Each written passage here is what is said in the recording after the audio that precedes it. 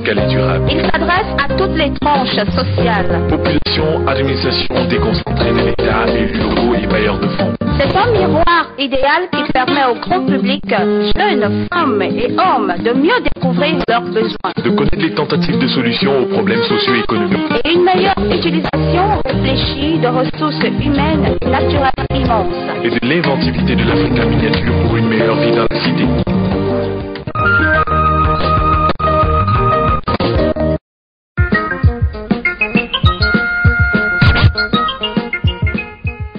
Le développement local, c'est quoi? Ses principes, ses fondamentaux et bien sûr les acteurs qui l'animent. Mesdames, Mesdemoiselles et Messieurs, bonsoir et bienvenue sur le plateau de l'émission Ainsi va ma cité. Nous recevons ce soir M. Pierre Augas, maire honoraire de Sénac, c'est dans une banlieue de Bordeaux. Il a été enseignant en France. Il a été aussi directeur territorial au Conseil général de la Gironde. Bonsoir monsieur et bienvenue au Cameroun. Bonsoir, merci de votre accueil. Merci d'avoir accepté notre invitation. Bien, d'entrée de jeu, vous allez nous éclairer sur la notion de développement local. C'est quoi le développement local et plus particulièrement, qu'est-ce que le local, le mot local?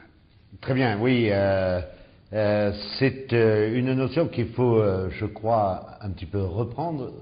Elle a été déjà reprise, rediscutée dans certains cercles.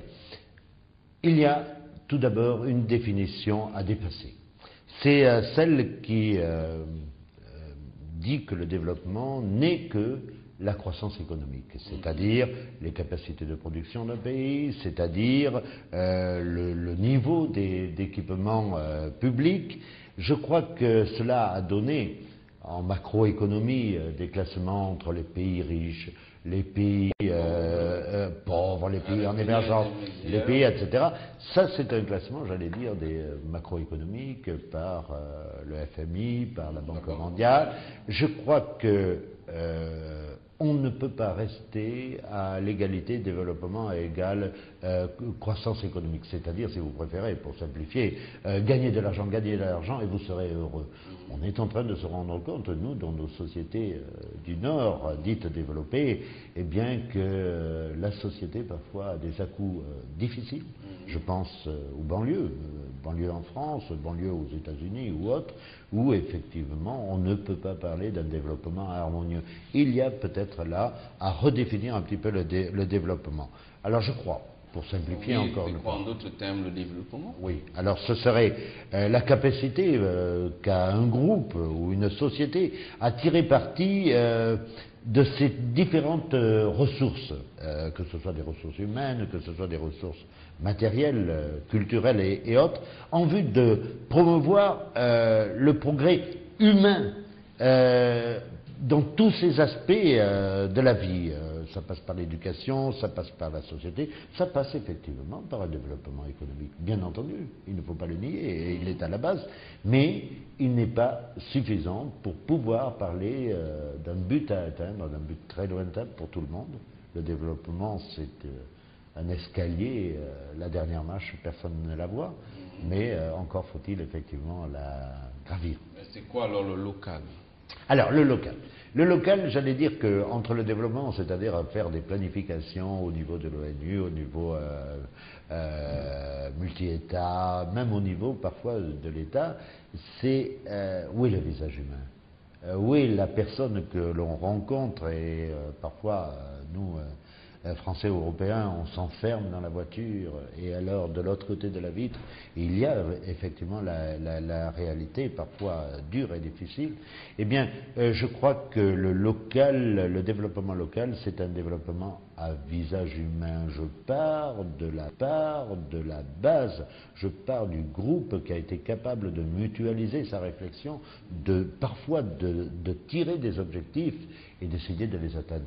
Voilà le développement local, et je crois aussi que je ne nie pas la macroéconomie, mais je crois aussi que certaines tontines sont données en exemple pour bien montrer que parfois le développement local atteint des objectifs que parfois le développement en route n'atteint pas. Oui, est-ce que le principe de la subsidiarité peut-il être applicable dans un pays comme le Cameroun où les élus sont cooptés selon les listes et investis par les instances dirigeantes de leur parti, sans que, n'est-ce pas, le militant à la base donne, n'est-ce pas, son mot?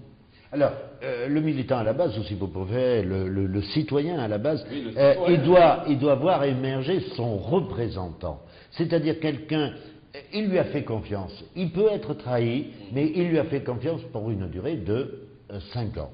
Il l'a écouté, il a lu son programme, il a vu quels sont les individus porteurs de ce programme, et il considère que, tiens, c'est monsieur A plutôt que monsieur B que je vais choisir.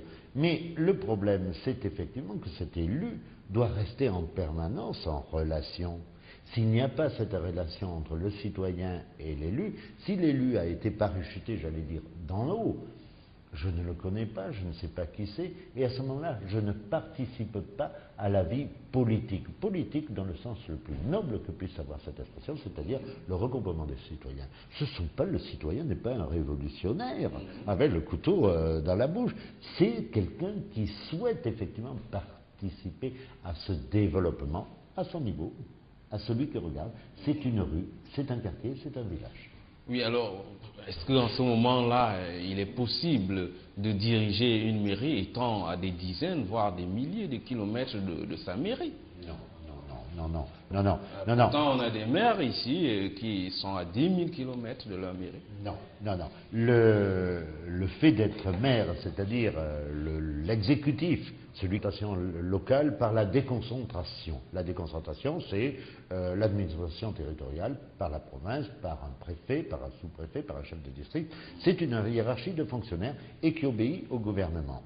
La décentralisation, que j'oppose un petit peu à la déconcentration, c'est l'émanation de la base, c'est le contraire, c'est-à-dire au lieu de venir d'en haut, elle vient de la base et elle va remonter dans ses capacités à gérer. À un moment donné, il va y avoir rencontre entre les deux. Il vaut mieux que ce soit le moins conflictuel possible. Les lois sont faites pour cela. Et cette décentralisation va permettre à ce qu'on appelle la société civile, dans tous ses différents aspects, de pouvoir avoir un interlocuteur qui est en fait celui qui va rendre compte dans 5 ans, au moment où il va terminer son mandat. Il est bon, je le garde. Il n'est pas bon. Désolé. Bon, alors, la France a mis 200 ans, on le sait bien, pour boucler sa décentralisation. Alors, est-ce que vous croyez que le Cameroun, qui est en cours de décentralisation, devrait attendre 200 ans aussi? Est-ce que l'exemple de la France ne peut pas inspirer le Cameroun?